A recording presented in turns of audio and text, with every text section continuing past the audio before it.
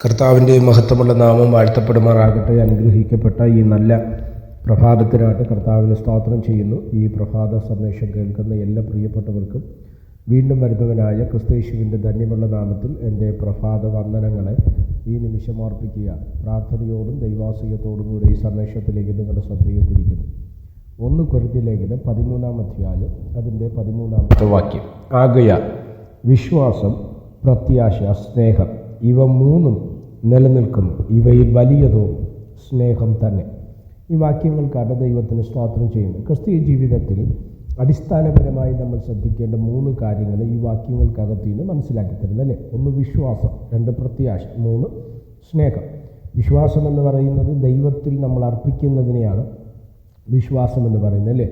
പ്രത്യാശ എന്ന വാക്ക് നമ്മൾ പഠിക്കുമ്പോൾ കർത്താവിൻ്റെ രണ്ടാമത്തെ വരവ്, സ്തോത്രം, നമ്മുടെ മരണത്തിനപ്പുറമുള്ള ജീവിതം, ഇത് 2 പ്രത്യാശ എന്ന് പറഞ്ഞ വിഷയത്തിനകത്ത് വരുന്ന കാര്യങ്ങളാണ് അല്ലേ.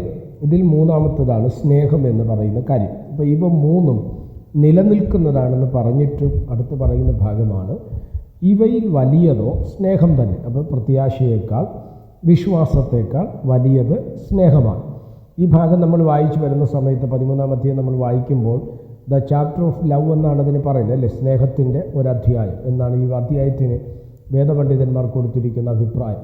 12-ാം അധ്യായത്തിൽ കൃപാവരങ്ങളെക്കുറിച്ച് പറഞ്ഞു വന്നിട്ട് അതിൻ്റെ അവസാനത്തെ വാക്യത്തിൽ ഇങ്ങനെ പറഞ്ഞു, അതിശ്രേഷ്ഠമായൊരു മാർഗം ഞാൻ നിങ്ങൾക്ക് കാണിച്ചു തരാം എന്ന് പറഞ്ഞിട്ടാണ് 13-ാം അധ്യായം ആരംഭിക്കുന്നത്. നമ്മൾ ആരംഭിക്കുന്ന ഭാഗം ശ്രദ്ധിക്കപ്പെടണം. മനുഷ്യരുടെയും ദൂതന്മാരുടെയും ഭാഷകളിൽ സംസാരിച്ചാലും മലകളെ നീക്കുവാൻ തക്കവണ്ണമുള്ള വിശ്വാസമുണ്ടായിരുന്നാലും സ്നേഹമില്ലെങ്കിൽ ഒന്നുമില്ല. അപ്പം സ്നേഹം എന്ന വാക്ക് അത് അവിടെ വേദപുസ്തകത്തിൻ്റെ ബേസിൽ നമ്മൾ പഠിച്ചു കഴിഞ്ഞാൽ ദൈവസ്നേഹമാണ്, മനുഷ്യസ്നേഹമല്ല.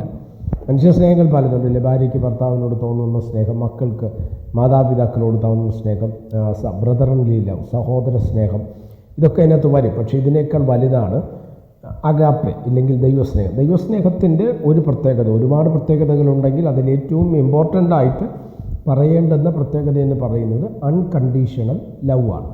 നിബന്ധനകളില്ലാത്ത സ്നേഹം. ഈ സ്നേഹം തന്ന ഒരേ ഒരാളെ ഉലകത്തിലുള്ളൂ, അത് യേശു മാത്രമാണ്. സ്നേഹം പാപങ്ങളുടെ ബഹുത്വത്തെ മറയ്ക്കുന്നു. ഏതൊരു വ്യക്തിയെയും പാപത്തെ മറയ്ക്കാൻ കഴിയുന്ന ഒന്നാണ് സ്നേഹം. ഒരുപക്ഷെ നമ്മളെ ജീവിതത്തിൽ ഏറ്റവും കൂടുതൽ വേദനിപ്പിച്ച വ്യക്തിയാകാം, നമ്മളെ ജീവിതത്തിൽ ഏറ്റവും കൂടുതൽ ദ്രോഹിച്ച വ്യക്തിയാകാം. എന്നാൽ സ്തോത്രം, അങ്ങനെയുള്ളവരോട് നമുക്ക് ക്ഷമിപ്പാനും അവരെ പിന്നെയും നമുക്ക് സ്നേഹിക്കാനും കഴിയുന്നെങ്കിൽ അതിൻ്റെ അർത്ഥം ദൈവസ്നേഹം നിങ്ങളുടെ ഉള്ളിൽ വസിക്കുന്നു എന്നുള്ളതാണ്. യോഹന്നാൻ്റെ ലേഖനം നമ്മൾ പഠിക്കുന്ന സമയത്ത് കാണുന്ന സഹോദരനെ നിനക്ക് സ്നേഹിക്കാൻ കഴിയുന്നില്ലെങ്കിൽ കാണാത്ത ദൈവത്തെ എങ്ങനെ സ്നേഹിക്കാൻ കഴിയുമെന്നാണ്. ഇതാണ് ദൈവസ്നേഹം. അതുകൊണ്ടാണ് പൗലോസ് അപ്പോസ്തലൻ പറഞ്ഞത് പ്രത്യാശയേക്കാൾ വിശ്വാസത്തേക്കാൾ വലുതാണ് സ്നേഹമെന്ന് പറയുന്നത് അല്ലേ.